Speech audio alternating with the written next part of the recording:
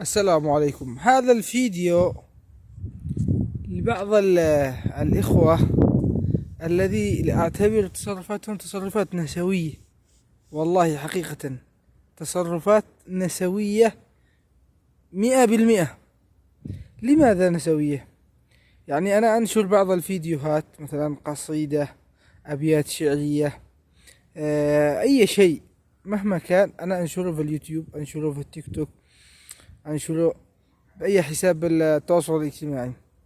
يجي هذا بعض الأشخاص ما يجيش يقول يا عبد الرحمن مثلا عدل أسلوبك، أو يجي يقول الموضوع مش تمام، أو إنه كذا لازم مدري إيش تصلح الأمور. وهذا ماشي، يروح لوين؟ لعند أخي حامد أو أي واحد منهم، يجي يقول له ايش هذا عبد اخوك مسوي، عبد اخوك انه هو يبقى رجال.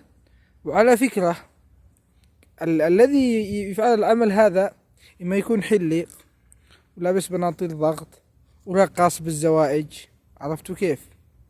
ويعني ويدخن ويشرب كم من حاجة ويعمل كم من مصيبة، وعلى أساس المصيبة أنا اللي أعمل كنا نشوف فيديو باليوتيوب، وهو الأعمال التي يعملها لا يرضي الله ولا يرضي رسوله. إنسان تافه ويتكلم لك بحاجات، وإنه إنسان متطور، وإنه إنسان فاهم بالحياة وعاقل وهو والله ما يسوى نعلك. والله ناس ما تسوى، يعني إيش، ما تسوى شيء. وبالأخير طيب، من الكلام اللي نادى مثلا ربي اللحية، إنه ليش تربى لحية وما أدري إيش وما أدري إيش. يعني الآن ممكن إحنا نتغاضى عن بعض المسائل، يعني نمشيها، لكن وصلت حد الدناء أنه يعني ربما يستهزئ بسنة النبي صلى الله عليه وسلم.